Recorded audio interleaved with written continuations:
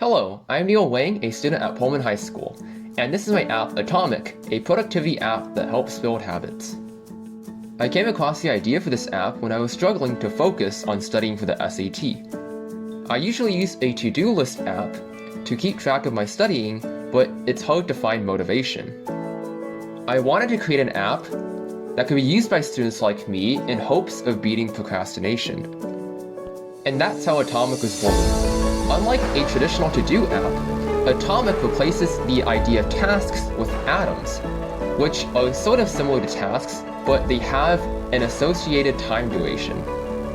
So let's get started with using Atomic. To do so, simply click the sign in button on the top right corner. You'll be prompted for an email and password for your account, but if you don't have one, that's completely fine. There's a sign up link in the middle of the page, and use that to make a new account. My good friend Bob already has an account, so let's use his to sign in. After you sign in, you'll be greeted by a list of your atoms. Now you'll notice that each of your atoms has a triangular button that allows you to start the task.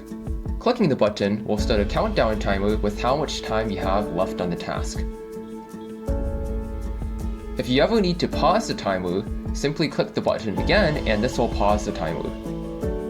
Once the timer hits 0, the task will turn gray and you'll receive a notification that you have completed your task.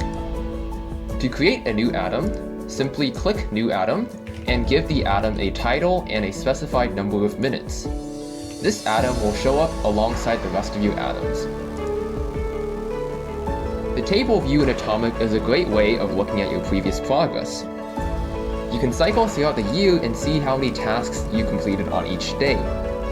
For example, a blue box means that all tasks were completed on that day. An orange task means that more than half were completed, and a red box means that less than half were completed. As for the technologies that went into making Atomic, I first of all chose TypeScript to write most of the code in, and TypeScript is just a superset of the JavaScript programming language. The front end, which is all the stuff the client sees, is written with the help of SvelteKit and Tailwind CSS, which helps me style the website. The backend does all of the computations, and uses a library called tRPC to communicate with the front end. And last but not least, the database is using PostgreSQL, which helps store data on the users and atoms.